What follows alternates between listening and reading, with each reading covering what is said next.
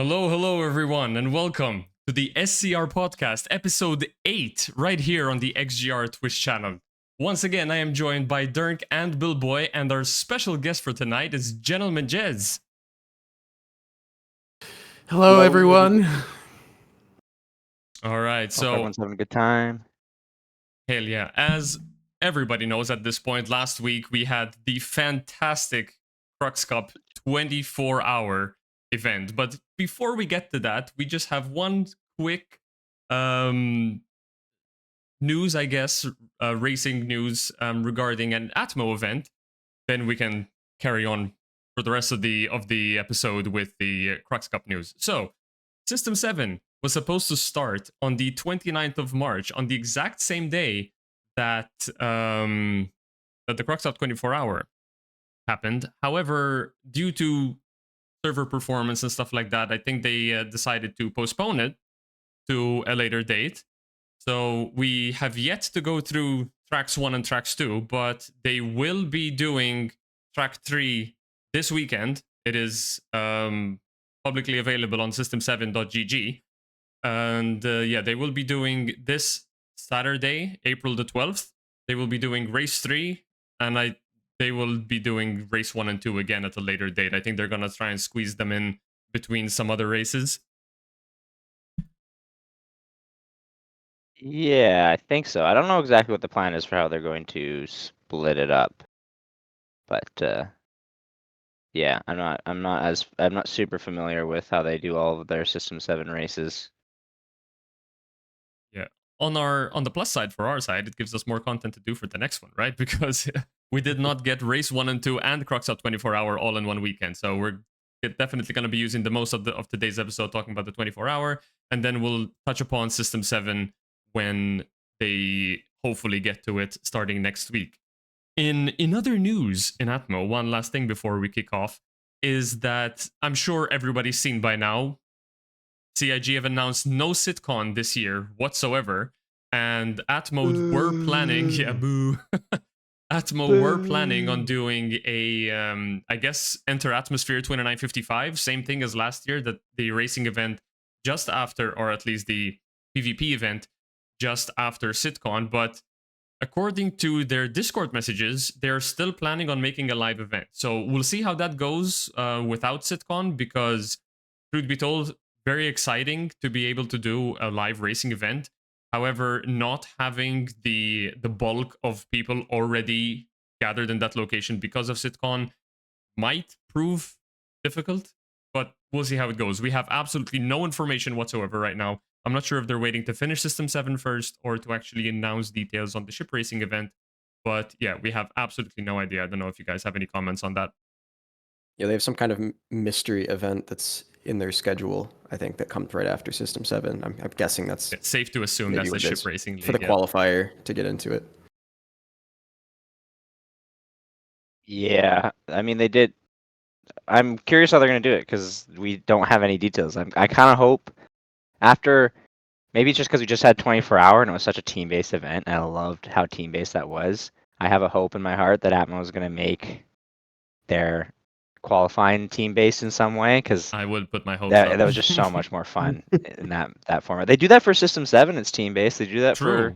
for all of their interesting. races are pretty team-based, so they might do it. Oh, that would be crazy, actually. Holy crap. All right, yeah. Well, once we have more news, we will definitely be talking about that way more detail. But we have a very special guest with us, and don't really want to keep talking without them included here. So, GentlemanJez, race director for ANZIA Racing, and also the reason why ANZIA Racing has come where it is so far. Hello. Good morning or evening or whatever time it may be. It is 6:30 in the morning here, so forgive me for a little bit of sleepiness. Yeah, sorry so much for having you wake up so early, and thank you so much for doing this. I mean, I know you got to run for work very soon. I mean, hence the gentleman attire right there. But yeah, thank you so much for coming in so early there. No, I just thought your podcast had got a wardrobe department, and yeah, awesome. So would you like to give a better introduction to who you are? Because I just gave a very quick, race director and founder of ANZIA Racing. But can you give a brief introduction to where you and ANZIA come from.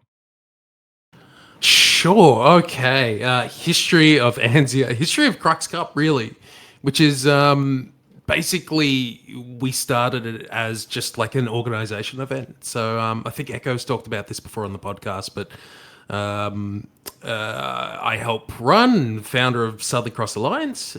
We started the Crux Cup as just something for us as an organization to do. Like, it just gave us a reason just to try and organize and do things. And it ended up in, just getting bigger and bigger and bigger. In fact, like the first race that we run for it was just inter-organization, so just ourselves. I've been pushing for Echo to add me to the leaderboard or the Hall of Stars, because technically I did win that race, even though it was just SCA. But I don't. Yeah, it still counts. But we started in Arena Commander. We just sort of grew from there. Like, I think if anyone here was a part of those early races, like, it was very much just a like a round robin type format. We just had people sort of eliminated in the races, and you just carried on throughout the day. And it was a lot of fun. It was all run via a Google Sheet, so it wasn't like all fancy like we have today. But we made it work, and I think it was just the start of racing. We didn't really know what we're doing, but at least we're sort of giving it a shot. But then Echo came aboard, and she was just like, "Let's make this big." And I was like, "Sure, let's go large here." And that led us to sort of doing the race in the Persistent Universe, which I think is a lot more fun compared to Arena Commander races. There's a lot more things that sort of can go wrong, and there's a lot more interesting things. Stakes are higher. Yeah, exactly. As you know, because Star Citizen will do Star Citizen things sometimes. Always. Yeah. And it just sort of, it's grown from there. And like from that point, like it was just decided, like, we did just need an organization, especially if we wanted other people sort of working with us, other organizations. It didn't make a lot of sense just to run it directly through SCA. But SCA still remained like a massive part of it. Like, I think a lot of us sort of still come from there. I think half the officials were still SCA people. So it gives us a great reason to, bring our teams together and try and do some things. But it's been a massive wild ride, and to see what it is today compared to sort of what it started as is, it fills me with a bit of pride in my heart, I must admit. Yeah, you guys have Pretty done cool, man. Humble beginnings. Yep. Like, it doesn't have to start out crazy fancy. It just has to start, right? And then eventually it's all about, iterating until you hit to something that's really cool. And I think it's in a really cool place now. I'm just curious, like in SCA, because this is a pretty big Australian org, right? I think it's the second biggest or the largest Australian org. I've completely lost track. There's like, I think we used to claim we're the biggest, but there's a few others sort of around. But do you guys talk about ANZIA a lot in SCA? Is it like a common, like, hey, look how cool the cool stuff that our guys are doing? Yeah, so a lot of what we do we do like a Friday night games, and a lot of what we do there is like some nights we'll actually do a racing thing. So Echo will bring out a racing track, and we're like, okay, let's teach people how to actually race. And we've seen the benefits of that, because you saw in the Pro GP we had Dupe and Astromedic who took out he took out that race. It was killed it. Sorry, not the Pro GP, it was the Open GP. So they did an amazing job. It was great to see, and like, once again, that fills me with a little bit of pride to see those guys come through, and they've only just sort of started racing as well. So it's great to see that that time they've put in. Like, you could see them in the chat channels, just sort of grinding it out and actually trying to get a result for themselves. It's amazing. Yeah, they did an incredible job. I wouldn't say like Astromedic's known, so I don't want to say they're unknowns, but as someone who pays close attention to racing, and every name that posts a time trial in SCR, I wasn't sure what to expect from them, and they came out, and obviously their hard work paid off. They did really good in that. So yeah, good of SCA. Yeah, good lads. Maybe one day I will start racing. I'm known as a somewhat terrible racer, at least on in the flying variety. I did watch. Sorry, go ahead. I did. I have been watching your Gravlev videos recently because I'm thinking of giving that a shot. We'll see how we go. Yeah, for sure, dude. I mean, I was gonna say you're no stranger to racing, though, right? And even 24-hour racing. Yeah, that's right. So, like, a big influence on this is probably iRacing. Yep. So, yeah, as a gamer, I've picked the two biggest investment games that you can possibly play, which is Star Citizen and iRacing, which just require constant streams of money to actually be influxed into your account. It's a lot of fun. And I think you've mentioned this before, like some of the best aspects of iRacing, it's just that team aspect. So you're in a team, there might be 4 or 5 of you in that team during a 24-hour race. And just having those chats and just having those sort of moments with your team is, I don't think there's a better experience, and I'd love to sort of bring that to Star Citizen as well. I think that's such a great way to experience it. I think you did, honestly. This last 24-hour, genuinely, we were talking about it, especially late into the race when we're starting to, I don't want to say the results are solidified, but you hit a point where you're just kind of bantering and talking about how it's been for the last 20 hours of racing. And we were talking a lot how this felt the most like a team event that anything I've participated in Star Citizen. Like, I felt the most like we worked together at this to get this result and to get to how we did, more than any other Star Citizen event. So definitely, I think you've achieved it already, and I can't wait to see that some more. So it was great. Yeah, it was a lot of fun. Yeah, like you say, in those last few hours, people were like, they were getting chatty. They wanted to sort of. we all. I feel like some of it's down to the fact that we all went through the same experience together. 24 hours of racing. In my experience, 24 hours of being awake, which is never fun. But yeah, important to note that you were there for the full 24 hours, no breaks whatsoever. You didn't take any break? I thought you took a short break. I took a 30-minute break to get some 7-Eleven sushi.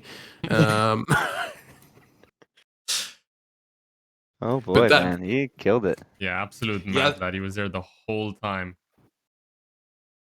And didn't go insane. I was like, I feel like I got my second wind at around like 6 p.m. our time. I think we started around about 10:30 p.m. Like the race actually started.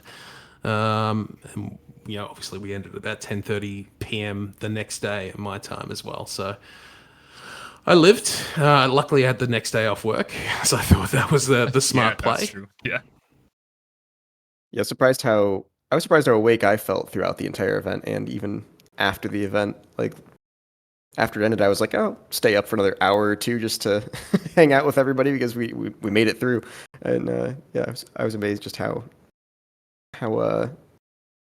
just the excitement of the event managed to kind of just keep people going. Because it seemed like a lot of people stayed up for a long time and didn't have anyone fall asleep behind the sticks. So. Yeah, I was surprised. The closer we got to the end, the more energy I had. Like, I was coming out of a 5-hour nap, but as soon as we got to those last 2 or 3 hours, I'm like, more racing, more racing. Yeah, should we start talking about the race itself then? We can. What do we have, Jacko? Come again? Sorry. Oh, I was just saying, what do you got? What do you got for us? Right. Do you want to just look right at the results? Yeah, we can take a quick look at a standing sheet that Echo sent over. Was this the work of Lens, or was this one specifically, or is this one Echo put it using Lens as like inspiration? Because I know Lens did the last ones. I think Echo made this one. This is made by Echo, inspired by Lens, because Lens Nation was doing graphs of the position changes. Which was such a great way to put that together. It's such a good graphic. Absolutely perfect. I mean, you just one image, you see the entire race. It was awesome, and we can see here that throughout the 24 hours, 3,194 total laps had been raced on a Homahi ring. That is absolutely insane. 300,000 kilometers worth of flying. How many times around the Earth was that? Was that like 7 times or something? Like 7, yeah. It's absolutely insane. Shit. I mean, I know we're going like Mach 2 the whole time, but still, that's crazy. I think we could have gone around the entirety of Crusader in that distance, probably. at least. Oh, I guess Crusader's about the size of the Earth, right? So I guess that's 7 times around Crusader too, right? Which is Yeah, ridiculous. is Crusader's close? No, isn't Crusader smaller than the Earth? I didn't think we had any actual Earth size. Whatever, it doesn't matter. I don't Yeah, know. I mean, the point is it's a really There's a long lot. distance. We'll There's a save lot. that for the next 24 around Crusader. Great Okay. race. Just do a Yes. race around. Yeah.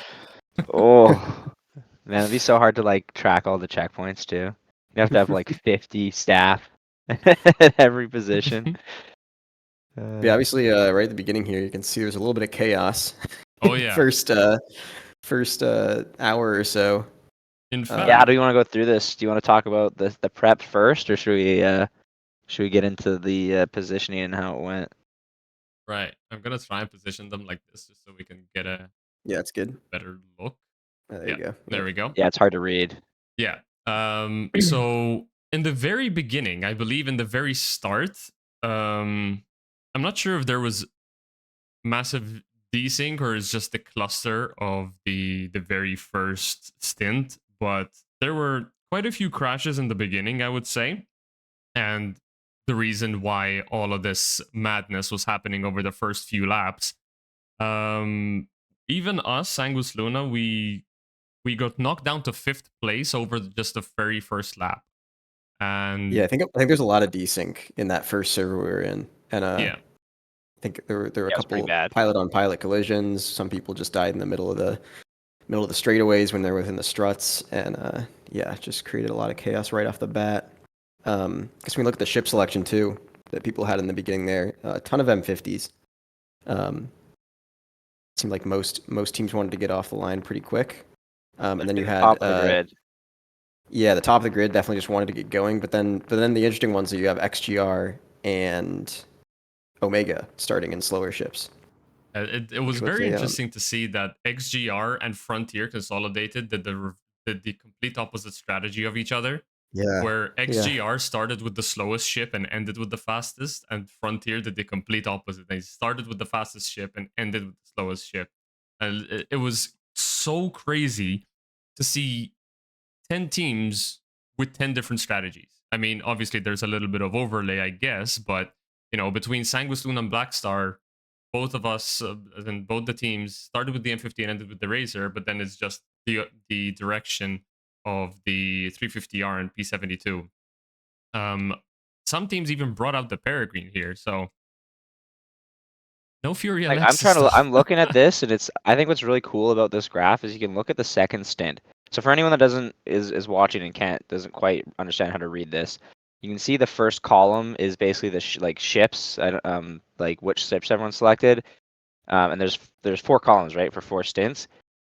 The first one's there's a little bit of hegemony where everyone's kind of going M50, but like after that second stint, there's like 2 350Rs, there's 2 P72s, there's an M50 in there, 2 Razors.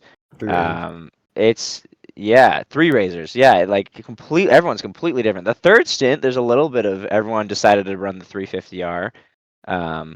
Looks like, but fourth stint too is like everything all over, and yeah, like you said, the Peregrines. I thought that's really cool that everyone came out with different strategies at the end of it. I mean, that's a big reason why we sort of went with this format, to sort of have that strategy, to have the go, okay, well, what should we run first? And even like at the first one with the way that we did the starts, which is, maybe I could explain sort of what we did at the start there as well, which was like a kind of like a Le Mans start, where you had to run to your ship from about 50 meters out. And there's certain ships which are going to be a lot quicker to actually get into. Not a massive thing, but like just getting off that line first and safely, it's a massive advantage, especially at the start where we had a lot of those crashes. So it's good to see like so much variety at the start in terms of the ships that were picked, and like that's filtered through right to the end of the race. Yeah, it was really cool. We actually had a bit of the Sanguis Luna team. We had a bit of a change of heart last minute. We originally thought we were going to run Razor first. Mind you, looking back, I think we could have still done Razor first and still come out with the result that we did. But Fresh ended up changing my mind and had me change it up. He said, he's like, I'm the first one out there. He's like, I don't want to lose my free air to anybody because I'm in a razor over the M50, and we're like, okay, you know what? Fair enough, man. We're on pole. Like, okay, we'll swap it around. We'll do razor at the end instead. And I do think that ended up actually being the best choice. I think if I could do it again next year, probably go with a similar strategy. I think it worked out really well for us. Fast ship at the start and at the end. Yeah, but having the 4 ships, I think, as the basis of the layout for the race ended up making the race a lot more exciting than it would have been if we just did the same ship for the entire thing. Oh yeah.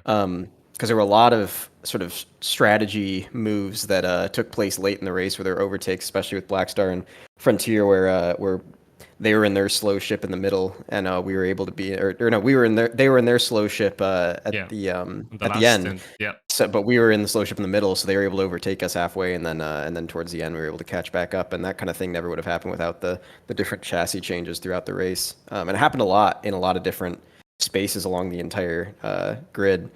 One really interesting one was the like XGR, and who else started in a slower ship? Basically, anyone who started in a slower ship, there ended up being an interesting development with the way that red flags worked, where we there was no stopping the clock. We just, once 24 hours started, we kept going. So when there was a red flag, that means that no one got to gain or lose any spots anymore. It just, the race is neutralized. You're waiting until we get into a new server, whatever we have to do to get going again. So whatever ship that you were in at the time, that means you don't get to fly that ship for however long that red flag is. So if you were in an M50, well, now you're losing out on 30 minutes of M50 flight time, which is 30 minutes of you flying faster than everyone else on track. Meanwhile, if you're like XGR and you were in the P72 at the beginning, and after that first red flag happened, they didn't have to fly their slow ship for nearly as long. So that could give you a big advantage throughout the race. Sadly, we didn't really see that strategy work out well for anyone. I mean, it was mostly just, pretty much just XGR is the only one who'd put both of their slow ships in the first 2 stints, which honestly ended up being kind of the ideal strategy because as far as looking at the red flags. Yeah, all the red flags happened in the stints where they were in the slow ships, right? Right. So they're fast ships. They didn't red have flags to stop ahead at of all. time. Yeah, if you knew when the red flags are going to be, then that's probably what you would have picked. Yeah, I'm not saying they did that because they knew about the red flags, but more just they got lucky and that happened to fall into place for them. Sadly, they had some other issues with some crashes, and I think they got a little screwed in one of the red flags where they didn't have any pilots to fill in for like a minute or two because of like vehicle spawning issues or something. But that's just the nature of the race. But yeah, really interesting how all those different strategies played out. I want to quickly shout out, looking at this graph. Only 2 teams outperformed their qualifying, which is XGR and Consolidated Russian Fleet. So that's pretty good for them. They're the only 2 that didn't end up either at the same position as they started in qualifying or after qualifying, or fell down a few spots. Yeah, absolutely. Yeah, they did well. I think they took advantage of a bit of the chaos that was happening there in the first couple of laps. The desync and some crashes. I think we threw out the yellow flag within about the first lap or the second lap just to deal with some of those desync issues. But yeah, they did extremely well at the start, but they had some bad luck, I think, throughout the race. Yeah. If you want to look at the worst luck of anyone, I think it's Omega.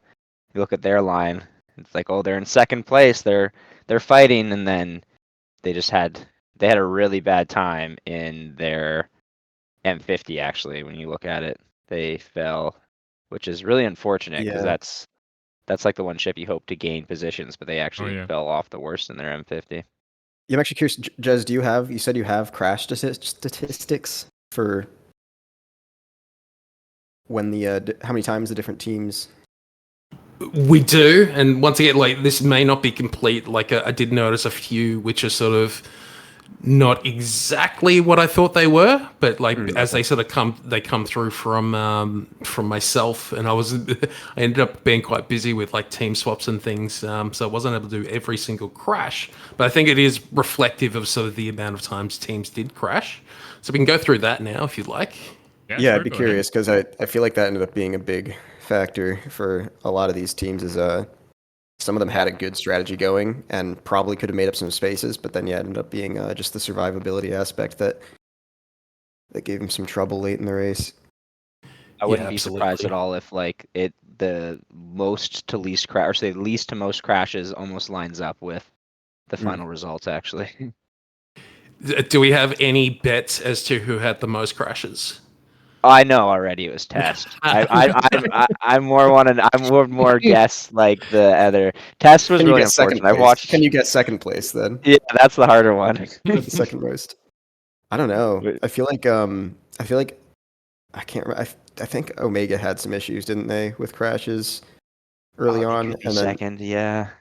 and I don't know if I know XGR had quite a few crashes, but I can't remember if it was a lot of crashes or if it was more just every single crash they had was really, really important to the race because they were in that close race with Sire the whole time. Every single time I heard either Sire or XGR crash, I was always like, oh, that's a big one because they've been battling the whole time. My second place guess might be Consolidated Russian Fleet. That's my second place guess. I think I'll go with Red Legion, to be honest. I mean, I know they had a couple of accidents that threw them off, and I believe they also had a few moments where they had consecutive crashes in a very short amount of time and ended up having to wait for people to come back on track.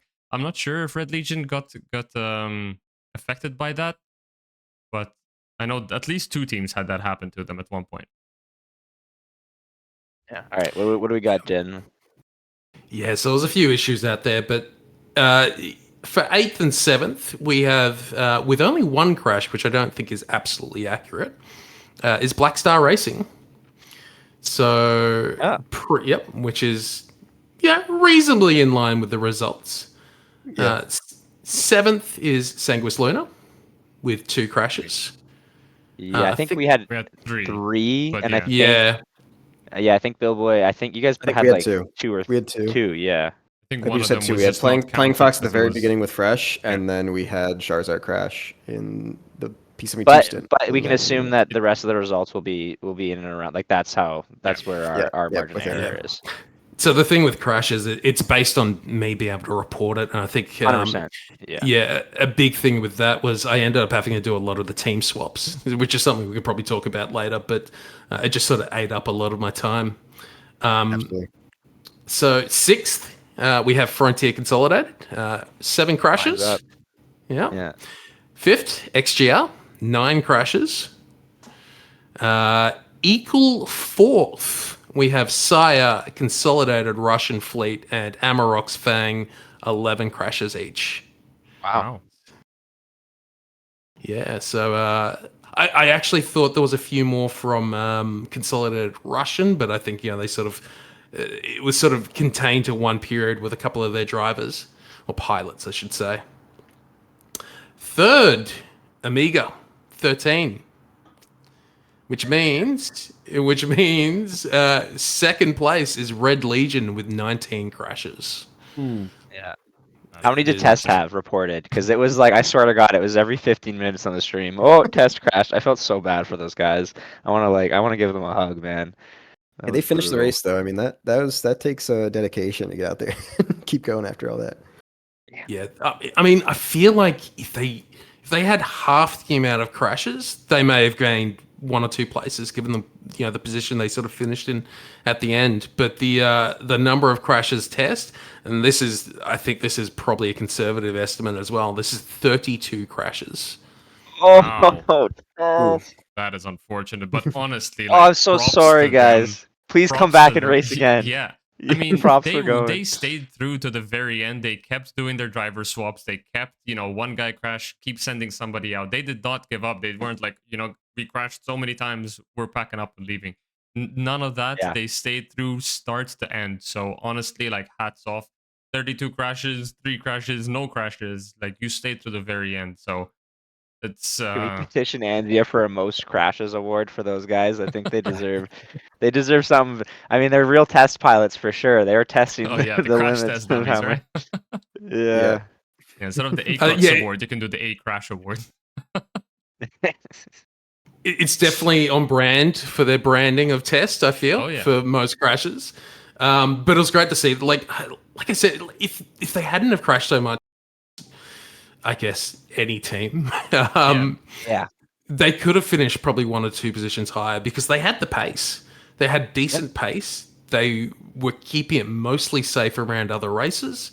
I think they could come back and a lot stronger. And I think we saw them in, I forget which of the Crux Cup events, but yeah, they had a team that placed in the podiums there. So I think they've got a strong team. And the fact that they've got so many people in that organization, they've got a large pool of people to pick from. Yeah, I think they could do. They could The definitely biggest do some org in the damage. community most definitely have some people to choose from, right? So, Yeah, yeah. and honestly, if Absolutely. anyone Ugh. from Test is listening to this, if you ever need to learn how to race, just reach out to anyone, Dirk, Billboy, Jez, and the rest of the ANZIA crew. Like, if you want to race, Yeah. Don't reach out to me. I will be a terrible teacher. I'll get you signed up, but EchoBit has taught a lot of us how to race. So reach out to her. She'll do an awesome job. Anyone Most is definitely. from test watching this, my one tip is my guess is that the test pilots are sitting in how do I describe it? When I train pilots, they go through phases. The first phase is infinite crashing, right? Can't finish laps. The next phase is picking up pace and starting to do good pace, but you can't consistently finish laps very often. And then there's a phase of where you're consistently finishing laps, but your pace might not be up there. So then you start pushing and try to get really good pace, and then you're back to infinite crashes. And I think the test pilots are probably in that range of where they got good pace, but they're crashing a lot. And it's just an race experience thing, honestly. This is like that's why whenever I train a Sangos Luna pilot, I encourage them to go to every race they can, no matter how poor they think they're going to perform. The more experience you get in that live race environment, the better you do. And I guarantee you, give it like another couple events, and test race team will be they'll be pushing for a podium position at some point here. I'm sure. 100%. I mean, you could tell the competitive level is definitely rising. I mean, even like throughout the whole Crux Cup, right? It was not just a 24-hour between the Open GPs, the Pro GPs, and all divisions. There were so many battles happening at random points between players of different skill levels, and you can definitely see, that the joy of racing, right? When you're side by side with someone, you're fighting for that position, and you're trying to do it as cleanly as possible. It's I definitely felt like it was much stronger this year. Last year, I felt like there was very much like a split in the field between the racers and the non-racers, but this time it felt like the grid was a lot more evenly spread, I guess, right? You still had the fast guys who just constantly dominating up the front, but the midfield pack this time was much more competitive. So I think the racing bug is kind of growing in the community, and yeah, definitely look forward to seeing it grow even more. Yeah, I mean, we've gone from in the past where people forget which way to go on the track Yep. to like everyone being professional, knowing exactly what to do, having read the rules, having read sort of the track maps, and they know what to do. So it makes my job a lot easier as a race director to sort of guide people. Yeah, I think the playing field is sort of, we're reaching a point where there is a clear distinction between the professional racers and someone who's an amateur. Oh yeah. Yeah, I think One so. of the things that I think some of the top teams they're really doing great. Yeah, definitely. I want to kind of touch upon the communication aspect of setting up an event like this, right? Like from a racer's perspective. I mean, obviously, in typical community race fashion, we're all chucked into one Discord channel, right? So being, how much were we? About 60 racers plus the ANZIA staff all in one channel. There were kind of moments where people, obviously, spending 24 hours with people, you can't just have radio silence for a full 24 hours, right? So people were kind of having a chat, but at the same time, there's pilots reporting crashes, pilots reporting driver swaps, pilots reporting overtaking. How do you feel about the way the communication is kind of being handled? Because personally, I liked the chatter every now and then. At some point or another, it does get, kind of like, oh my god, guys, keep it quiet for a bit. But at the same time, I absolutely loved the overtake reporting, right? I mean, obviously, the driver swaps and the crashes is important to you for record keeping, but the overtake reporting is something that I think is insanely important, and we've been, like, between the three of us in here, me, Dirk, and Billboy, we've been kind of pushing for it in the community that racing needs to be safer because people can't just do their time trial lines and just crash into the guy in front, right? So naturally, having that kind of communication from the racers, I think, was really good, but at the same time, it's just 60 people in one voice channel all voicing their thoughts at one go. Like, so what are your thoughts on that? Yeah, you've got to keep some level of control on it. Yeah, I think we had a couple of complaints, like you said, like guys were racing here, which is completely understandable. But there's always going to be some level of communication sort of going on, whether it's going to be crashes, whether it's going to be people trying to join the party and not being able to get into it, reporting at least from us, me talking to the teams as well. So in addition to like the Discord channel, I also had two Mumble channels in my ear as well, which was difficult.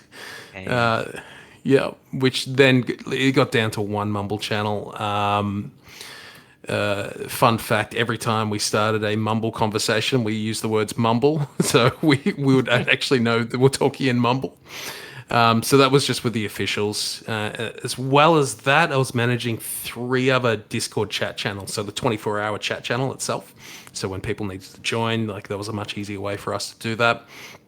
I also had a channel with some CIG people, which was very helpful. They're helping look at the servers and make sure things were okay with us.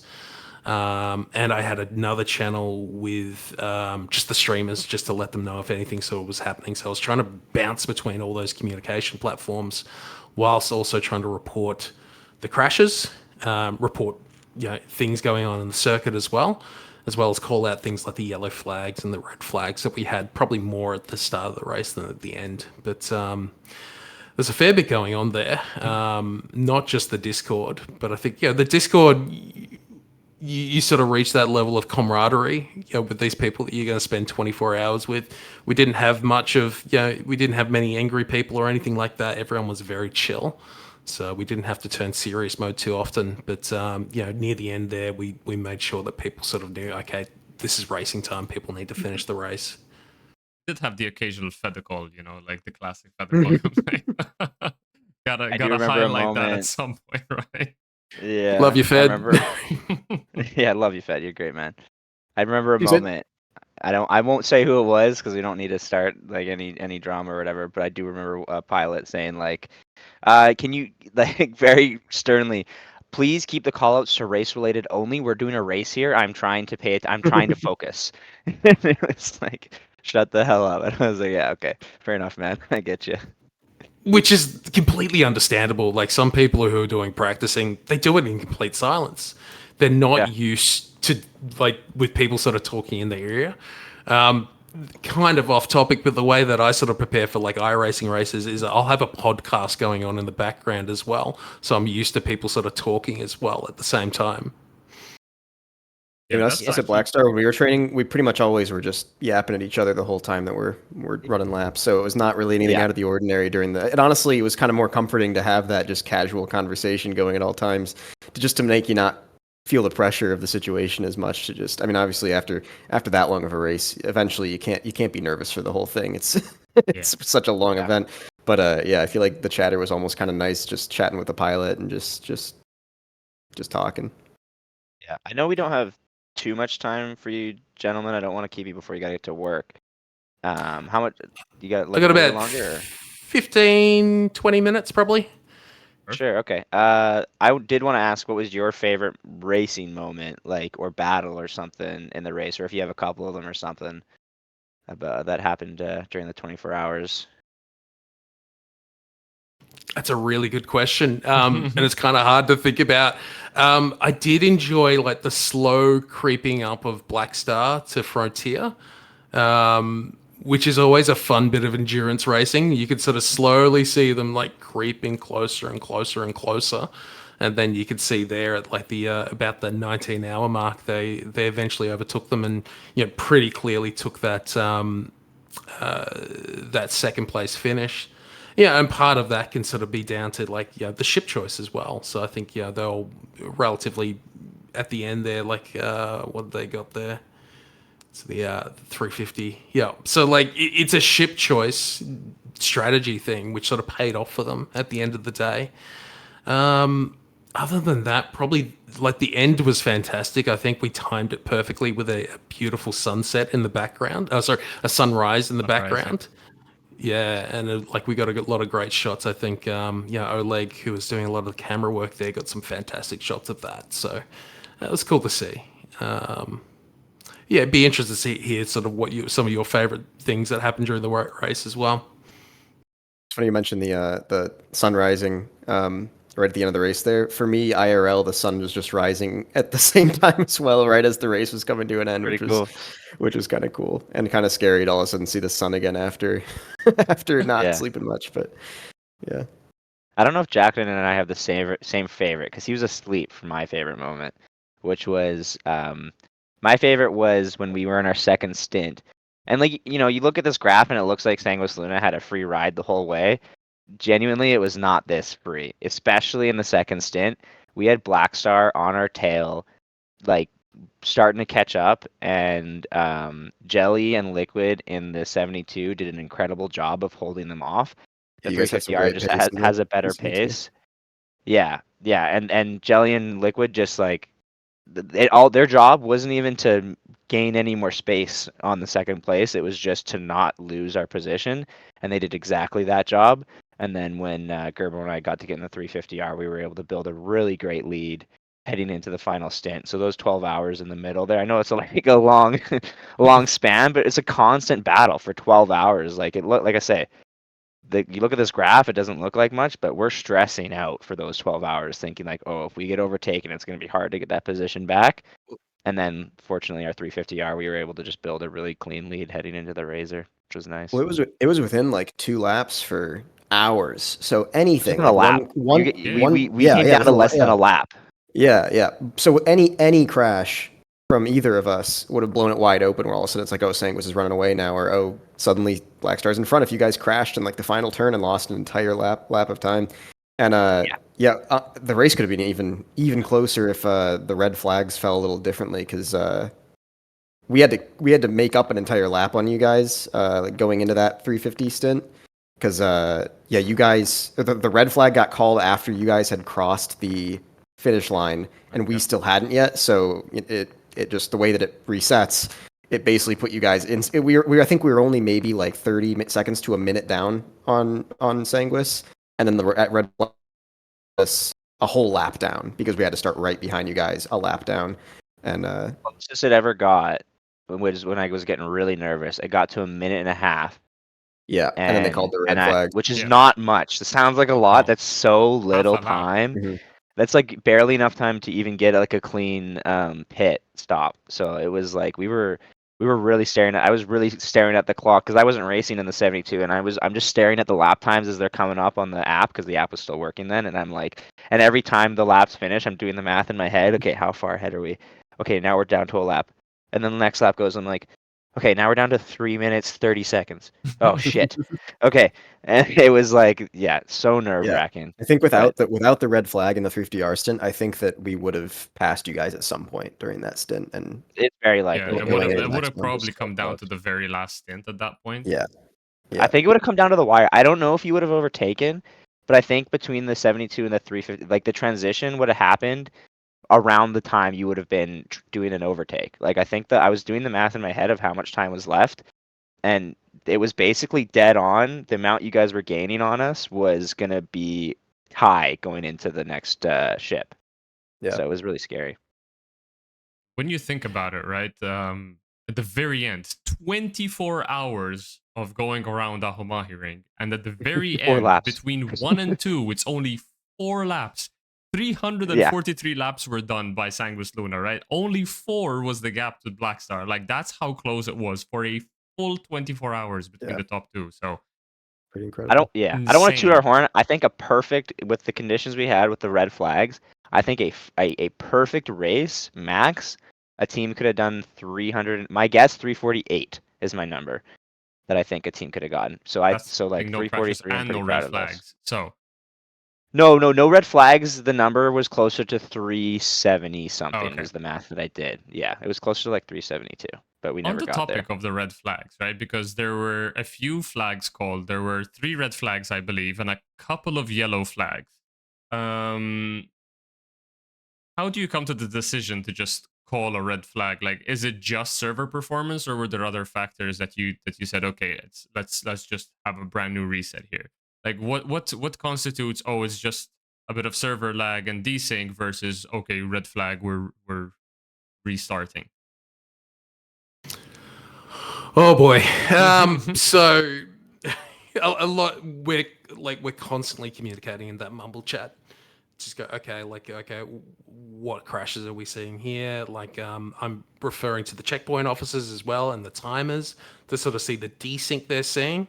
As sometimes, like, some of the timers were saying, oh, I'm seeing a ship come through at the start of the tunnel and then only see them, maybe, once they've exited the tunnel, which makes it almost impossible for them to do their job. Yeah. It's the number of incidents like that where we can manage at some level of incidents, but at some point we need to go, no, we can't do this anymore. We're also sort of trying to communicate, say, with some of the CRG staff. I'm also communicating with Echo within the stream to go, look, hey, this is what we're going to plan to do. And we try and manage it from there. And we try and keep it as fair as possible as well. Like, I think some people are having some ship spawning issues. And, like, if it's just one team, we can probably manage, and it's a lot of bad luck for that team. But, we do what we can. But I think, we ended up calling, 3 red flags? Mhm. Can't remember exactly. Yeah, Yes. 3 red flags. Yep. Where we change servers, and we'll just at each point we're just trying to manage. Okay, like, what's this server like? Getting people into those servers, checking with CRG, checking with Echo, and just making sure we're not going to have those issues constantly. And I think that first server was an interesting one. It was horrible. Yeah, it was- Yeah. It was terrible. I mean, you could That see from one the graph, sucks. right? It was not a fun server for Yeah. the first hour. Yeah. Hey, it's real fun for the spectators, I guess. The Yeah, positions I are guess. changing like crazy. Yeah, I just remember just constantly typing, constantly talking to people in the chats, just trying to get things working. And we managed to get a start to the race, which I think was important because we're already about half an hour behind sort of schedule.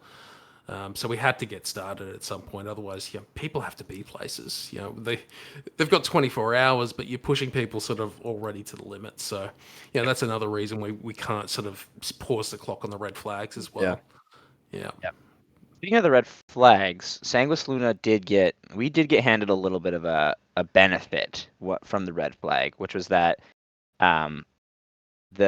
just to make the ease of reset, you guys decided that the grid would be based on qualifying, even if we were further behind. So Sanguis Luna, we did get handed a little bit of a helping hand at the start of the race there, because we had fallen behind to about like three or four, fifth, but we ended up getting to start back on pole.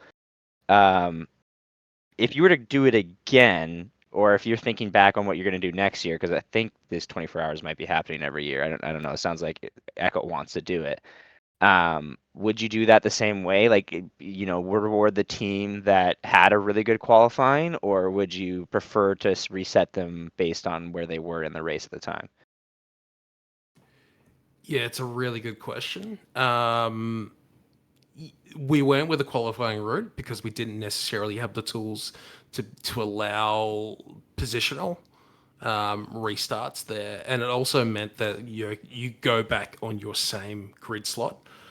You don't have other teams that are sitting there with their ships repaired on those grid slots as well, in case things need to change or pilots need to change. So that worked. I think I would like to do it more like how Formula One does it, where it is it's positional. It's that point of which the red flag is called. That's the stopping point, and the position that you're on the field will be the position that you end up being in when we restart the race. That said, that just gives qualifying a little bit more emphasis as well, because it means like when we do those restarts, even though you are close together, those people in the front rows, they've got an advantage. But I think going into the future, would like to do, more similar to like how Formula One does it with their restarts for their red flags. Yeah, that's fair. Fair. Yeah, like I said, I think it worked out, and yeah, it just kind of meant that qualifying was more valuable at the end of the day, because it did give us a little bit extra benefit on that one. Mind you, after the first lap, the other red flags, we were sitting on pole anyways, so it didn't change for us. Although for other teams, it probably would have changed a little bit. Yeah, and it sort of ebbs and flows as well, because like certain people might say, like when that red flag is called, they might just be starting a lap, and that means they've basically got a whole lap there for free because we give people those extra laps once they cross the formation lap. That happened to Blackstar early, where well, actually, it happened to a lot of the teams, because Frontier got shot up way up to the front after the first red flag, and then Sanguis was down a lap, and then Blackstar was down another lap on top of that, based on the way that the positions of people as they crossed the line or didn't cross the line right when the red flag was called, kind of shook things up a little bit for the restart. Because if you were only 10 seconds behind someone, but they just crossed the line and you didn't, then they essentially got a free entire lap on top of you, which that's just how the regulations work. So that was totally fine. But just gives people a big advantage if they get lucky with that kind of situation. Yeah, and that's part of the fun of endurance racing. Sometimes you get lucky. Absolutely. Yeah. Yep. You have people crash, or you get a red flag at an opportune time. So it all ends out, and like I think with endurance racing, like things sort of, when it gets to a longer series like this, things sort of settled out to the point where you do see the better teams or the faster teams on top. Yeah. I remember during the race when we were in our 350R stint and Sanguis was in their P72 stint, we knew there was a red flag coming soon because everyone's been having issues, so we knew it was probably coming in the next 10 minutes or so, and we were like 30 seconds behind Sanguis, and we knew we were going to overtake them soon, but we needed to make sure we got the overtake done before we got to a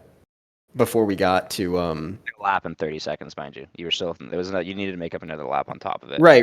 Yes, But if we didn't get the overtake, we would have been 2 laps down starting that next stint after the red flag. So we were trying to push really hard to make sure we didn't get punished for not getting the overtake done soon enough, and and that was exciting. And we weren't mad at the regulation by any means. It was more just that we just knew the rules, so we knew we had to push for that to get that advantage. There's also actually, I think Frontier technically should actually might have been needed to be awarded another lap from the first red flag. The beginning, right? Yeah. Yeah. So technically, I think they might need to be. We're supposed to be at 3:37. I don't think I've said that anywhere, but I remember thinking that a little bit. But my, as a team captain, and I'm sure Bill Boy, I don't know if Bill Boy has the same thing, but like when we were at that first red flag, I apologize, Jez, if I hounded you too much. But I do feel it is my responsibility and my role to try to get us any advantage we can get. And I felt very strongly that we needed to be awarded another lap. And I was basically going, I want my other lap. I want my my other lap.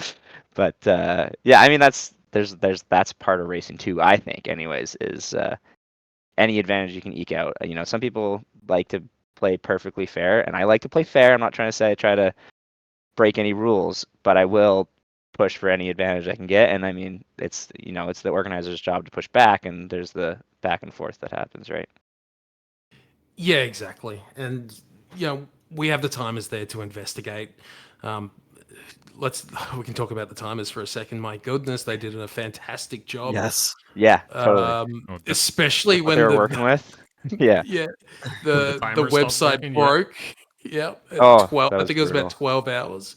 Who was it that was doing the Who was it that was doing the Excel spreadsheet? I do not envy them. They were working really hard to type in all the all the numbers every lap. There's a few people involved there. Like I think Echo set it up initially as a backup. So she had that sitting there ready if something like this happened. And then the timers, so we got Draconis, who was amazing throughout the race, who was there most of the time. Same with Euro Trucker. She was there for, like, I want to say about 22 hours of the race. Oh yeah. We had Regular Citizen, we had Epic Wink, we had Tiger.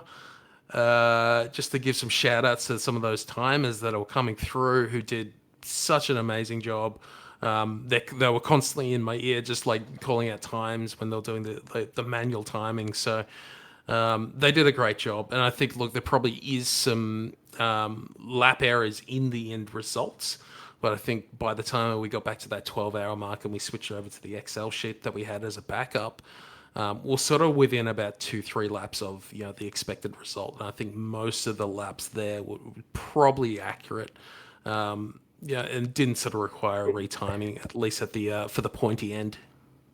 Yeah, I think teams can't are keeping speak track for of it much pretty more well, than too. the top 5 I was watching pretty closely, because I feel that's my role as the team captain, is to keep an eye on all that for our own benefit.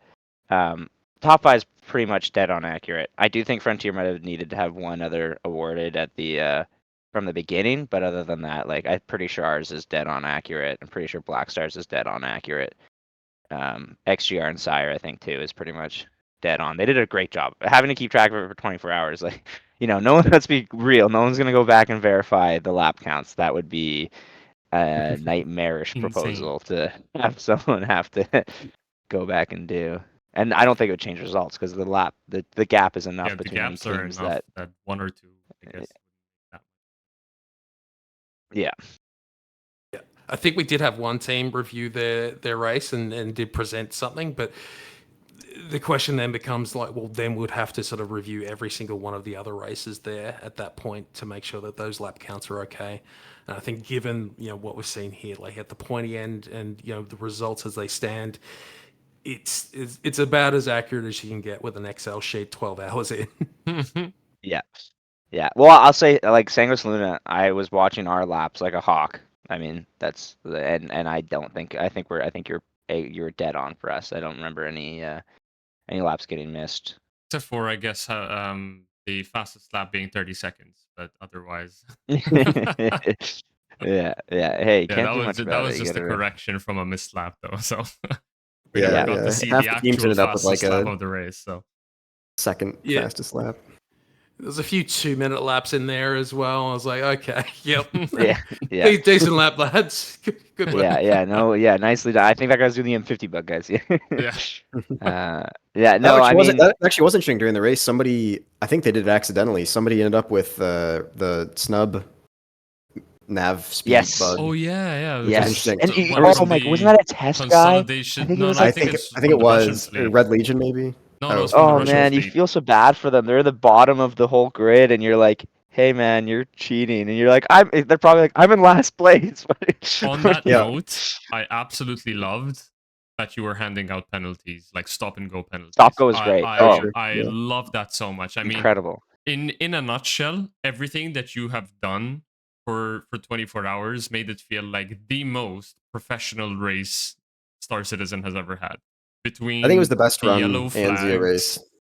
in general, like ANZIA, like I'm not anything, dissing anyone, but I think the way it's been set up, it's felt so professional. Between having pit lanes, having a pit crew, having the yellow flags and the red flags come out in times where they need it, right? Or like debris reported in the middle of Providence, yellow flag, slow it down, let's investigate. The servers being a nuisance, so we can't handle it. Red flag, let's reset. People breaking the rules, stop and go penalties. It felt really professional, even if the whole grid were not like pure sweaty racers. The race as an event and across a whole 24 hours really felt just so professionally done. So honestly, well done for every single one of those things. Yeah, that's the feel we're going for. Like, I follow a lot of like WEC racing, like the endurance racing. I love those. It's so, like, the hypercars are so good right now, but like you hear a lot of those calls on radio, and you just want to make sure, like, we're not sort of copying them, but we're sort of taking the Inspiration. cool parts of that, and yeah, and we're sort of going, yep, this is what we sort of want to see from some of the Star Citizen racing. And I think, when we get some item degradation, those sort of tech into the game, like we're going to see a bigger emphasis on pit stops, potentially like swapping out Cannot wait parts for as that. well. Yeah, that's my Unfortunately, we did favorite have the thing, fuel yeah. bug there, but even with the fuel bug, I think like if we did not have the fuel bug, I think only the M50 would have had an issue with Razor. the fuel. Yeah. Do you think the Razor would have? I think the Razor was the only one. The M50. If someone went for Razor was 3 the only hours. one? Yeah, if somebody went Yeah, for 3 Razor hours. was the only one that. The Razor was the only one that had a theoretical sub 3 hour fuel tank. So on the topic of penalties, it never happened during the race. I don't know if you would have planned to give one out if it did happen, or if you in the future would do this. But it's kind of a controversial topic for racing penalties is giving them out for racer collisions, like seeing somebody go for an overtake because they're behind and it's their responsibility to overtake safely. I know you mentioned it one time during the race. Just to make sure you're being careful on your overtake because it's your responsibility to do it safely. What do you got? What is the current plans for ANZIA's penalty strategy for that kind of thing? Honestly, we probably need more races to enforce that. Sorry, not more races, more officials. So have a lot more eyes on the track, have a lot more eyes closer on the track as well. And I think part of that is, one of the things that have come through from the feedback is, say, potentially have some races point of POV. use. Yep. During the stream in Discord, just to allow us to sort of view those incidents. Because otherwise we're sort of relying on a lot of races to self-report. Otherwise, it is quite hard to actually see some of the crashes. So, like in my experience, is like if you can't enforce a rule, you can't sort of have penalties and things attached to that as well. So we did the best we can. I don't think there was any sort of penalties handed out for collisions, but I think there was a lot of reminders saying, yep, you need to be careful when you're passing other races. And I think you guys have called it out. Having those comms just saying, look, hey, I'm on your left, I'm passing on the top, etc., etc. That's a vital part of racing together, especially in 24 hours. Luckily, we had a super clean race. Honestly, Yeah. as far as racer to racer collisions, there was. I guess I don't know if you have those stats. At the top, Jez, there wasn't much. There couldn't have been more than like 5. It didn't seem like there was that many actual ship-on-ship collisions. There was a nice, funny moment that it's ingrained in my brain is when playing Fox was coming to overtake Smithy as a back marker, and he just brushed right next to Smithy, and he immediately got on comms, and he just yelled at playing Fox, "Call it out next time you're about to crash right into me." I'll never forget that. Yeah, there's definitely some close calls out there. I mean, you guys are racing super fast as well as like you generally want to take your fastest line, and there's only one line for that, unfortunately. So yeah, especially around the corners, that's probably a big spot where we're seeing a lot of crashes. We also did see, and we did note for future, there was a lot of crashes at the end of the Milford platform. Potentially taking advantage of getting across the line for their laps, but it's something we're going to consider, I think, for future races. Actually, I have Herbie sent a DM to Sanguis Luna about that because Herbie thinks it's because we had Jellyhead. Well, I mean, everyone was sitting in the pit. Jellyhead Maid's name is really long, and Herbie sent a screenshot, and it was like Jelly's name was like covering completely one of the antennas sticking out, and he was like, I crashed because I couldn't see the antenna because Jelly's name was covering it. So that actually, it might not have been on purpose. It might have just been because of the pit there. People couldn't see their way through. So just a little something about that one. I was gonna mention talking about like overtakes and stuff and like safe overtakes. Something we employed with Sanguis Luna this race to great effect, I think, especially during my 350R stint, is race engineers. We've stolen this from real life racing, which is someone who is keeping a close eye on you individually and where you are on the track, who's coming up on you, who you're coming up on. And I can think of 4 or 5 individual moments during my racing stint when my engineer said, "Hey, so and so is coming up behind you in a faster ship. They're gonna overtake you." And then I remember specifically one coming up towards Providence, where my engineer said, "They're not moving. They're sticking to their line. They're taking the outside line here. Go like they're on the right of Providence." And I moved to the left of Providence, and then that ship blew past me without any care about where. I don't remember who it was, but it literally saved me. They probably would have crashed into me. I think it was a.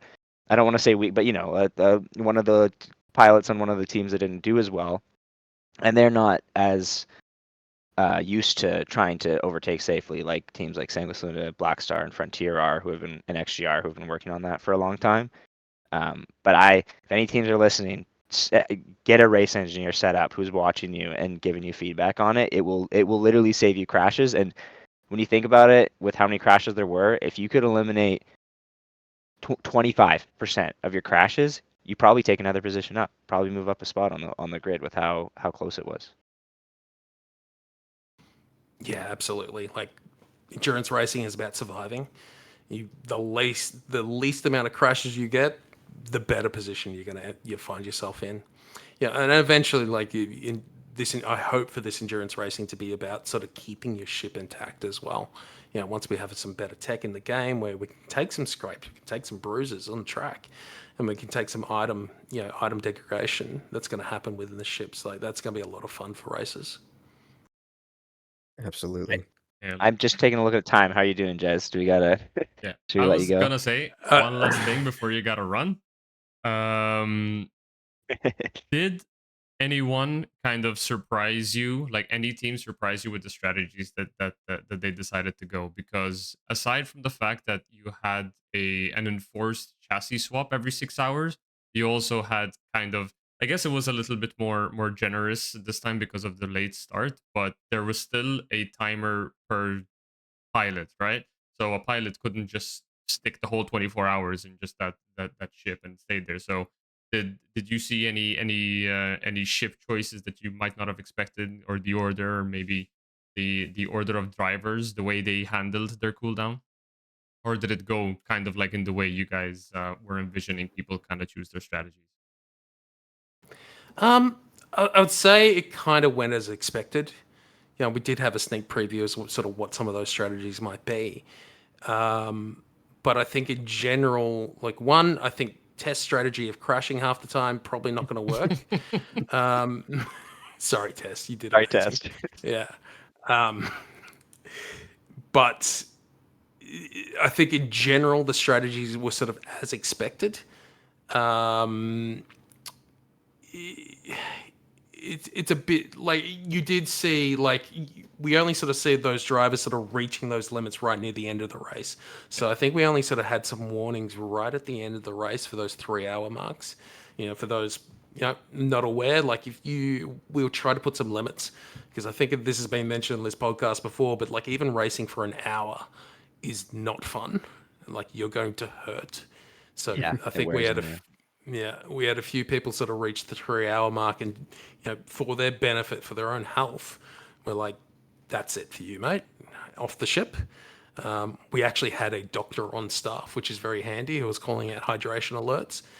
And they were very much like, you can't have people race this long. So I think in general, like, the strategies were about sort of what we expected, but it's nothing sort of surprised us there, but it'll be interesting, say, in the future, if we change sort of how that rolls out.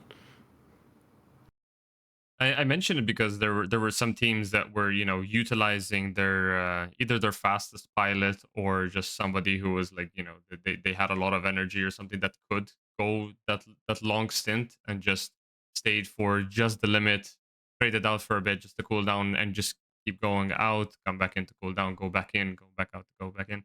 Whereas for us, for Sanguis, we kind of had the stints of 2 drivers for one chassis and a backup, 2 drivers for another chassis and a backup, and that kind of order. However, given the nature of some things, like we had a few accidents, for the P72 chassis swap, and even for the Razor chassis swap, that kind of had us fall back on our backup pilot.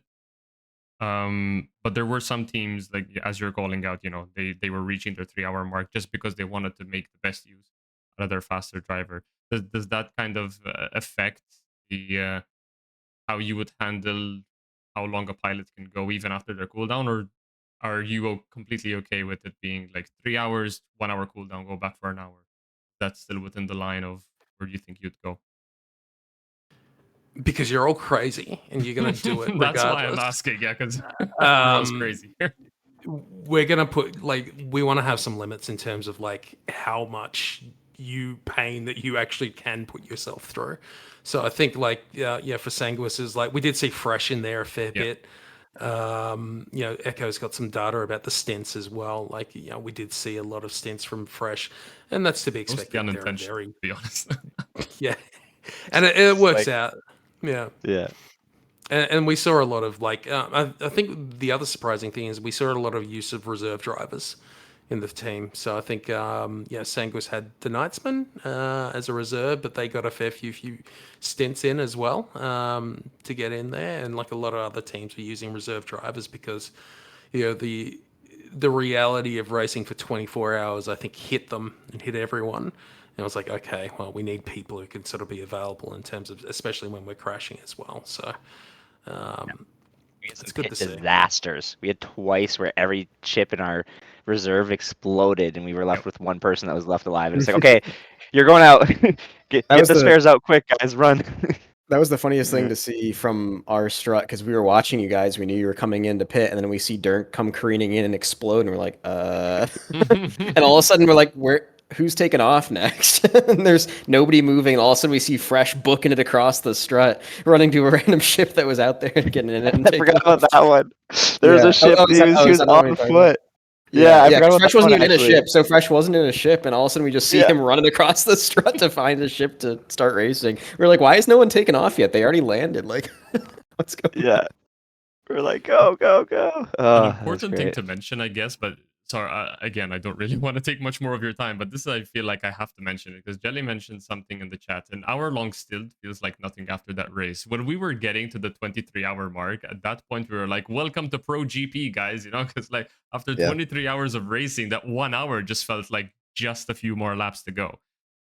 Seeing the stamina that all these crazy people in this racing community have, does this like inspire you to maybe do the Crux Cup, the Pro GPs longer, or do you still want to keep them within the 1 hour mark and just have the crazy people look for the 24-hour one? I think what I would like to see, and I'll have to talk about it with Echo and the rest of ANZIA, is sort of having different hour limits on different tracks. So you're seeing like those WEC environments. You'll have you've got the 6 hours of Portimao, 12, the 12 hours of Sebring, 24 hours of Daytona. 6 hours of Watkins Glen. It's like you've got a lot of these different races and a lot of these different tracks where you're applying a different time and a different sort of different categories on track as well at the same time. So I think it'll be an interesting thing to do is look at some of the other tracks people have created on SCR and tracks we've created in ANZIA directly, and have those sort of races, have those longer races, but sort of pace them out in different times, because 24 hours is a lot to do, and I think once a year is probably as much as we can probably get. But it'd be nice if we could be something we could do. Would be insane if you guys could be able to do this endurance races as a tournament over the year. So you'd have one 24-hour race and like 2 or 3 6-hour races. The Crux Cup series. Crux Cup as a tournament over the year would be.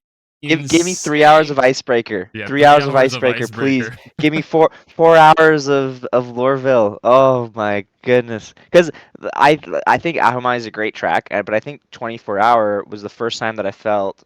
I don't know how to put it. 24-hour really made Ahumai feel like an even better track because there was suddenly a lot more room for an overtake. In the 1 hour stints, in my experience, it was almost less about overtaking and more about surviving and hoping the guy in front of you crashes and trying to, right? You don't really have the space to overtake on the shorter time just because it's hard to make an overtake on a simpler track. But sorry, where are you at, Jez? What's your time before we ask you any more questions first? We got a couple of minutes, but I feel like Echo's done a fantastic job with the Ahumai ring. It's designed for endurance racing. It's designed for Yeah. the Crux Cup event. So I love to see it still, my favorite track. And I think there's a lot of tracks out there with a lot more tight turns and a lot more technical, but for the purpose of like endurance racing, the Ahumari Ring does it perfectly, at least in my position. I agree 100%. It's way deeper too than some people give it credit. Like every year that we've done Ahumahi Ring, we've found new ways to go faster on it and new ways to like cut time. I mean, this year was basically the elevation meta. It didn't really work in all the ships. We especially, I don't know if it came out, but it was basically like 2 days before that we realized that elevation wasn't that valuable in certain ships, but Yep. other ships it was. So it became like it was pretty interesting. We even changed our lines like just before the race. But yeah, it was a great time. Great track. Awesome to hear. Yeah, I've probably got a minute left. I can give some shout outs. I was gonna say, Yeah. please call whatever you need to. Thank you so much Shout out for whatever being you here, got. man. I really appreciate the fact that so early and you're literally just about to go to work now. So shout out, call whatever you have to. Floor's yours. Yep. So probably first shout out is ANZIA Racing. So Wait, Is that just me? did you just Or is mute, that or first shout out is no, muted? Out for a sec. It's the opposite of a shout. I'm not used to push to talk, so like I just carried on speaking like after I let my button go.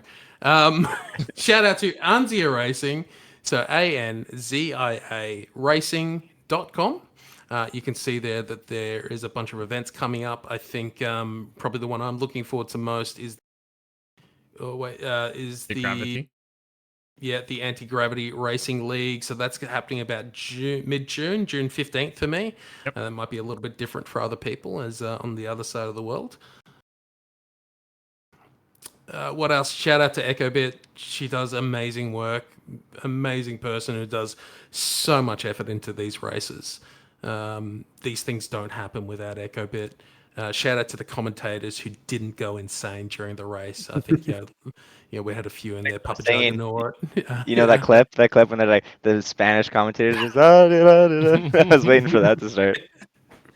Probably did happen at some point. I think there was some off-topic conversations that happened. It happens. Just you gotta Um, fill in the gaps, right? It happens. Yeah. Yeah. Yeah. Lens Nation, who was there for ages. I think Croncy popped in as well for a few little chats. EchoBit, I think, was there the entire 24 hours as well. Who else was there? Red Monster, Frozen Gaming, there's Monster, Bashmaster. Yep. They all did amazing jobs. I do not envy the work that they have to do to sort of keep people interested in the race. Shout out to the timers as well. I think we mentioned them earlier. And as everyone else who was like a checkpoint officer. And bigger shout out to all the teams who participated, because it doesn't happen without you guys. Sanguis Luna, you did an amazing job. Black Star is so close in the end to keep it like that close in the 24-hour period. Shout out to Tess for coming up, a massive org, and it's time. It'd be great to see you guys sort of.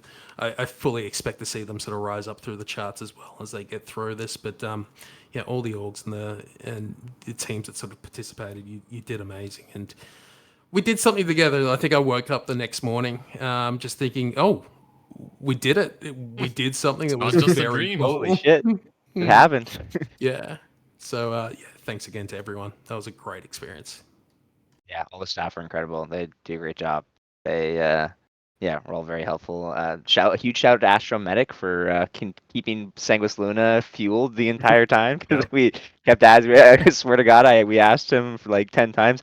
Can we get the Cuddy Red over here, please? Yeah, I had a bug. I could not grab the cruise bottles. They just did not want to get. So the only way I could stay hydrated was to go to Astro's ship. So yeah. Yeah, literal doctor as well, by the way. So it was great to have them on staff. Medic. That's awesome. Actual medic. Cool. All right, Okay, guys. thanks, Jess. It's been a lot of fun. Happy I'll keep watching. I've been watching some of the podcasts. Jack and I've been watching some of your videos about learning how to race as well. So maybe I'll get out there for the Anti-Gravity League. Hell yes. we'll see how we Anytime go. you need any help, I mean, all three of us are here for you. And yeah, I'm gonna keep trying to working on more videos to help more new people. So love to hear that they're actually working. But thank you once again so much for coming. You have been a fantastic, fantastic guest here. And honestly, thank you so much for everything that you do for ANZIA. I mean, you're an unsung hero, honestly. You might not get the recognition that you actually deserve, but you do so, so much for the racing community. And really, honestly, thank you. Your events have been top notch, and they're only improving year after year. So thank you guys so much for everything that you do, all of you and ANZIA, of course. Yeah. Any closing? Appreciate it. Anything closing during Bill Boy before we head off? Do we want to? I mean, Jez, you can get out if you need to need to go. But Kicking do we him want to talk out. at Wow. all about the? Do we want to talk about the broadcast at all? It was a. I It was- do need to go. I'm already about Yeah, 15 yeah, minutes you get out above. of here, Jez. Well, Yeah, we'll good, stay here a good. bit more. Thank you so much Yeah, guys. for coming Been here, fun. Jez. Thanks, Jez. Yep. Thank you. See you guys. Bye. Do you have the other scene set up, Jacketin? Can you go to 3? Of course. Oh, wow, look at that. Didn't even take He's him a got second. it. Of This course. I'm master producer. prepared. Yeah, I feel like it's Thanks, absolutely Jez. worth talking about the broadcast a little bit. Because it was, I mean, first of all, doing a 24-hour broadcast is insane. The Twitch stream survived longer than the servers did. True. that Twitch was a stream didn't go down 27-hour once. stream. It was pretty Yeah. incredible. And yeah, they had such a tight ship running there with the amount of commentators they got to help out with that and switching out in shifts and managing to always have a fresh voice and fresh mind there to keep things going. And obviously, it's amazing how it seems like ANZIA has, with their stream quality, has gone up every single year, always learning from their last one and improving. This year we had pretty much every single camera had party markers available to look at, which I think added so much thank to you, being able thank you. to so much to Oleg. be able to see Thank you, Oleg. who was on. Thank you, Oleg. We could see who was on Beautiful track shots, and but who you was could never racing. see And anything like yeah. Previous years we'd have know, amazing Oleg, and shots. I know you want the shots to look incredible, and I appreciate it. But thank you for showing the names. It genuinely helped to watch. Yeah, makes it so much easier to follow. the only we had a feed. There's a feedback channel if anyone's in the ANZIA Discord, and everyone was giving feedback on a few different things, including the broadcast. And so there was some feedback and some criticism for the broadcast scene. They did an incredible job.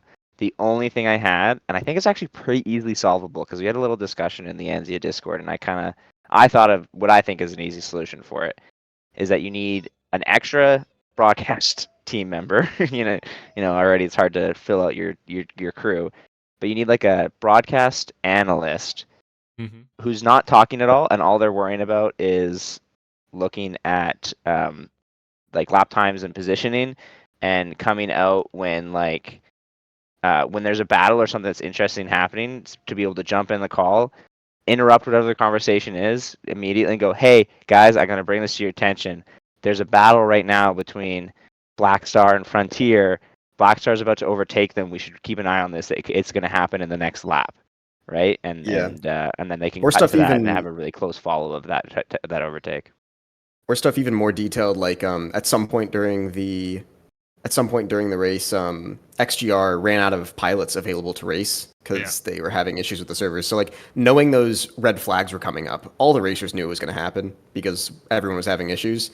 But the commentators was kind of just like, "Oh, red flag," which I think if you had someone in that chat, they would know. Oh, okay, yeah, racers are struggling, ships aren't spawning, we're having problems, we're about to get a red flag coming up here soon. Yeah, and they can, because sometimes the broadcast is having some banter and a conversation. There's nothing wrong with that. 100%, we need the banter, but it's hard to be doing the banter, and it's hard to keep track of everything. Like, it's hard for the broadcaster to keep track of both the conversation and the chat, and try to figure out where all the battles are happening. Because like I can see where the battles are happening as the St. Luna captain, but that's my whole job. I'm just staring at the board, right? I don't have to talk to the chat at the same time. So, like, just so you know, commentators, we love you. You did an incredible job. you know. Yeah, I mean, it was definitely the best love. broadcast that ANZIA has done yet by far. I mean, it was an awesome improvement on their last one, and they just keep on improving every year, learning from the last one. So I'm sure that'll just keep going and going as they do a lot better than certain other broadcasters when it comes to improving. I'm not going to name names, but I think ANZIA does the best. Dude. They improve every time. They improve every time. I mean, one of the things that you see, you see it in pretty much every kind of like racing broadcast, right? There's always like at least two people, more often than not three. You have the person who's constantly talking, the person who knows the ins and outs of the track and the racers, so like they can go into not the history of the track, but like where are the most key moments of the track, or where the most hot spots for overtakes are, or even just pilot techniques, right? Like who's utilizing the bicord bug where, who's doing the better TVI alignment, or whose boost strategy is working like this. The guy Right, or why pilots are who's taking the elevation. nerds, who's the nerd, and Well, then you have the what's the best lap time, right? And Yeah. like knowing this is and because there's a difference between the record times, which are easy to look at on SCR, and what is an expected lap time, right? Like, Sanguis Luna we have our internal data of what we're expecting our lapping laps to be, and we have that number that we can say to our guys, hey, you're too low from what we need you to be at, or you're too high, or that kind of thing. So. Yeah, I mean it's hard. It's such a hard job. I Yeah. gotta say, like seriously, I mean, commentators like it's very difficult, to be a There's a reason why content professional creator for Star broadcasts. Citizen while at the same time having that kind of analysis on the racing. Unless you are coming straight from the racing community, it's very difficult to have that kind of balance. I am entertaining and informative at the same time, But that's honestly the Twitch chat kind of came clutch a lot of those times there. Like if something happens, just everybody's just spamming it on chat. Oh my god, what the hell just happened there? And then the broadcast kind of reacts to it. Like even at one point, I remember I was waiting for my Razor stint after the whole Gerbo accident. Uh, but Lens was saying I would love to see a pilot swap, and I was like, okay, well, we're gonna plan a pilot swap. I'll let you know when just it happened. happens, And then I just Yeah, told him. yeah. Unfortunately, there was a bit of desync, so I just kind of left my landing gear behind on the broadcast. But at that point, you want footage? We'll give you footage. That's kind of that's communication between what's happening on track and the broadcasting. So, Also, which no one here is getting paid, which I think is a of big course, thing of to course, yeah, consider. That it's everyone is volunteer, and so we appreciate everyone's vol. The only except people that Papa are making Juggernaut. any He like he was getting good Polaris for every stream that he that's joined. that's So right. Actually, he yeah. did demand like payment from every racer on the track, or he wasn't going to say their name. I need to like warn everyone about this guy.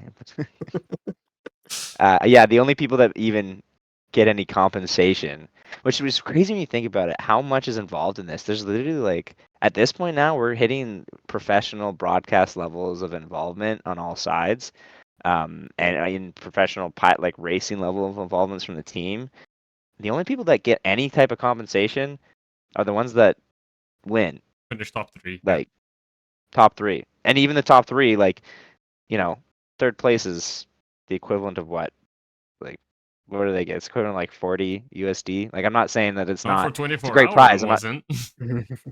Huh? Not for 24 hours. It wasn't. The prizes for the No, podium individually though. Yeah, The individual individually, I guess. prizes, Yeah. right? Right. Like again, I'm not saying that these are small prizes. This is a great job, but it's like no one is getting. Like even at the top, you're not getting compensation compared to how much time you put into it, compared to like how much comes back out, right? Something I thought is just kind of crazy when you think about. I mean, that technically everyone's speaking, getting even all if you this were for to look free. at the monetary value of the pledges, at the end of the day, those pledges can only be used in Star Citizen, right? It's not like you can retire Yeah. from the game and just go enjoy your winnings. Like if you're not going to play Star Citizen, your prize is gone, kind of thing, right? Or it's wasted. It's instead of gone. But at the end of the day, it is a prize, and it is a driving factor for a lot of people, right? A lot of people would look, for example, I'll be completely honest, the Saber Raven. First place prize, one of the rarest ship, if Crazy. not the rarest What ship in the the heck? game. If you think about it, are you even ever gonna use it? It's just a trophy, right? It's just saying He's gonna the rarest he's ship in gonna the get his game. use Right? out of that ship. Don't worry, Jack. Fresh was gonna get his use out of that. Yeah, but at the end of the day, right? It's just a congratulations for winning kind of thing, right? It's a trophy. Yeah. The closest thing we're getting. I did have it right? in the back of my head. I was wondering, like, if I retired from racing one day and I had quite a good prize winnings, and look, CIG doesn't like this, but people do sell their accounts to other people on the gray market. This happens, I'm not saying I will ever do this. I will say I had the consideration and the thought if it was possible, and then I realized I think they'd recognize if there was a different person on the Dirk account. I think I might be a little bit too like Suddenly stop the winning like races. I think I'm stuck. I don't think I could ever sell my account. They would know immediately that it wasn't me. Yeah. At the end of the day, it's all driven by passion. Everyone Yeah, here, everyone putting in all this effort. It's because we want to be here, because we love it, and I'm sure we get the same turnout of racers even without the prizes. The prizes make it a lot more fun, but it's not the Honestly, reason why everyone's doing it. physicalized prizes are such a huge uh, Yeah. driving force, right? Like knowing that you can get a physical trophy or even just a medal or anything that just you can put on your shelf, and anytime you walk into your room, you look at your shelf and you're like, oh, that's the memory Oh, that I just unlocked. speaking of that, shout out to Echo Bit. There wasn't any physical prizes as originally planned, but Sanguis Luna did win some posters. So shout out to Echo Bit. We got some posters for winning to celebrate the 24-hour. I don't know if that's even. I don't I even. Is don't know that if a this is the poster first or a time. canvas frame? It kind of looked like a canvas frame to me. Was that a Maybe poster? I you don't know, I'll know. have to double check. Well, whatever it is, we get a cool piece of art that we get to put Yeah. up Oh, on it was our fantastic. walls. So I can try and I don't think that's been announced Is it anywhere. But supposed shout to out be a Echo for that. secret? Because I can show it if allowed. They showed it on I think stream, we I can think, show it didn't they? now. Yeah, screw it. Oh, Echo just said in chat it is canvas painting. Canvas Oh, painting. There you go. It's even. Oh better. shit, that's even cooler. I just saw the render and assumed poster, but So that's even I'm better. just gonna show And the Diplomat black said in variant. chat we need more trophies. 100% agree. I want more trophies. I want to win a trophy that I can put on Look my at that shelf and beauty. I can be like, yeah, That it's I is was pretty gonna cool. really Do you zoom have the nice. into white it like too? this, but yeah, it's so cool. Like, correct me if I'm wrong, Echo. Did Lens made that? I think Lens Yeah, I made. think Lens Nation made it. Nation Shout that out one. Lens. Very cool. Yeah, it's Absolutely very cool. beautiful. I don't think that's been announced anywhere. So exclusive release on the SCR podcast. They That's painted. they Me showed and it. Jack They didn't showed it on do the shit. stream. They showed it on the main stream Oh, Really? they did. during the race. I didn't Yeah. catch that Yeah. actually. This was a complete surprise when I saw the message from Echo. Like, choose one. Do you want black or white? And like, wait, what? That is, it's so beautiful. Wait, that's Oh, actually speaking of- Lens painted. Lens painted it. It's not like a digital Wait, piece he of didn't artwork. physically paint these, did he? There's no I fucking That's way. what Echo he said. painted the original and then it gets printed on canvas, right? Okay. I would imagine so. There's no way. It's hand painted. Holy Okay, crap! that's crazy. You're lying to That's me amazing. that he's hand painting these. Because now I need to This tell is Lens I love hand him. painted. This is insane. It's so perfect. Well, this must be a I render, thought this right? was digital art and printed onto canvas, not hand painted. Wow.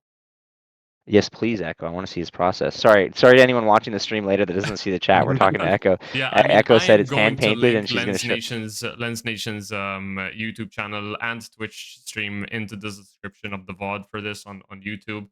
Honestly, Yeah. check out Lens Nation if you haven't already. Fantastic Please. job. He's recently started to build up his stream a lot more, and he's actually physically doing the art for his overlays, for his alerts. He's doing everything from scratch on his own. 100% go watch his content. So good. And the Machinimas on YouTube, such a good content creator, honestly, like deserves all the love and recognition. So we'll definitely be linking their stuff. I got a dip. I've got a child who's woken up from a Yeah, I No think we're nap. just problem. about So wrapped I up here. think we can close it there, right? Yeah, I do really just have to go, so I'm gonna just say goodbye. I apologize. I don't think I have a two-person thing here, so might as well just call it there. Is that okay for you, Pool Boy? Yeah. Yep. Awesome. All right. So the next podcast is gonna be, Is it 2 3 weeks we're doing? I think we're 2 weeks or 3 weeks from now. I don't know. We will make an announcement on the XGR one, but we will hopefully have some System 7 races to cover as well, because I don't think there's any other no ANZIA, no XGR races coming up in the next few weeks. not for a So little I while. think next one will probably cover System 7. So yeah, some ground racing to be covered next. So awesome. Thank you guys so much. And honestly, thank you to GentlemanJez for coming. Fantastic guy, and big name in the community for ANZIA as well. So thank you guys on Twitch for being here, and for those on YouTube, hopefully you enjoy. Comment down below if you want us to talk about anything else or have any guests in mind that you want us to bring over. We will definitely consider those. But until next time, thank you guys so much for watching. Thank you. 07s, everyone. Thanks for watching.